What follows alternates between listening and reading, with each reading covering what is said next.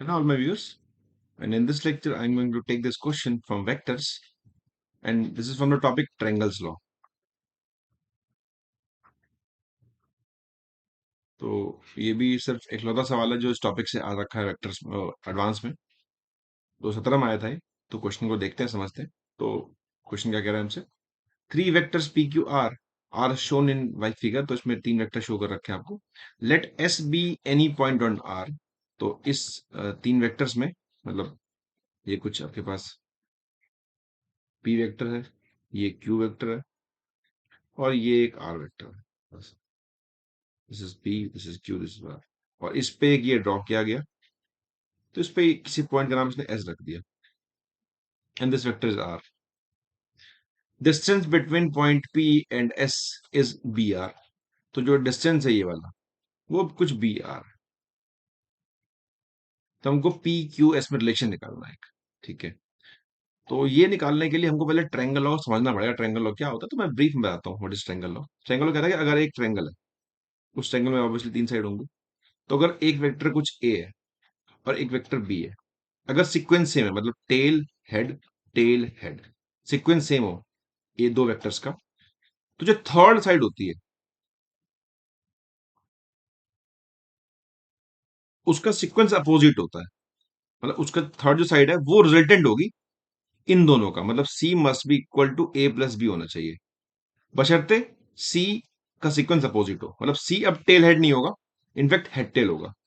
आप चेक कर सकते हैं, टेल हेड, और सी को देखेंगे तो सी हेड टेल है, हेड टेल।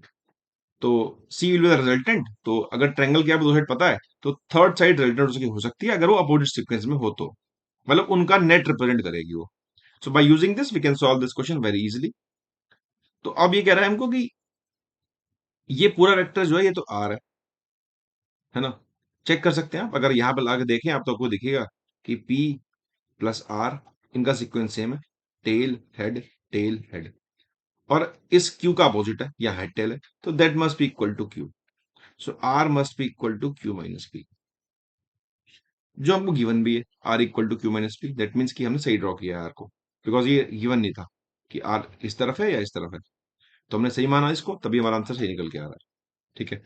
और ये और गिवन है कि ये जो लेंथ है वाली ये बी आर है। इसका मतलब क्या समझते हैं? इसका मतलब क्या, मतलब ये है कि मान लो एक वेक्टर है ये कुछ पूरा, ये पूरा आर वेक्टर है। तो अगर इसका मैं आधा कर दूं, हाफ कर दूं, तो उसको लिखोगे आप आर बाय टू वेक्टर। अगर मैं इसको वन बाय फोर्थ कर दूं, लंबाई इसकी, तो आप लिखोगे are by four vector.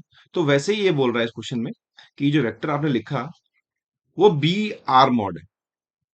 That means कि बी टाइम्स है, बी एक कांस्टेंट है।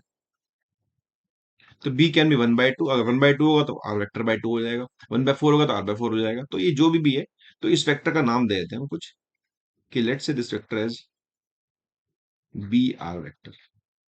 बी एक कांस्टेंट है जो डिपेंड करता है, वन बाय टू है तो आर बाय टू हो जाएगा, वन बाय फोर है तो आर बाय फोर हो जाएगा, कुछ भी हो सकता है वो। और ये आपको गिवन ही है कि this is S. So now apply करते हैं इस ट्रायंगल में, ओ पी और एस में। ओ पी एस में अप्लाई करते हैं triangles law.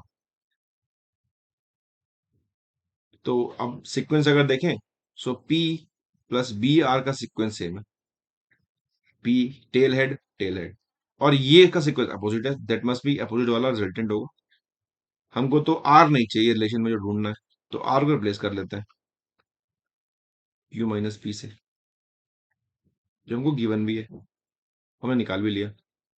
So P plus B Q minus B P is equal to S, and P common निकाल लेते हैं, one minus B plus B Q is equal to S.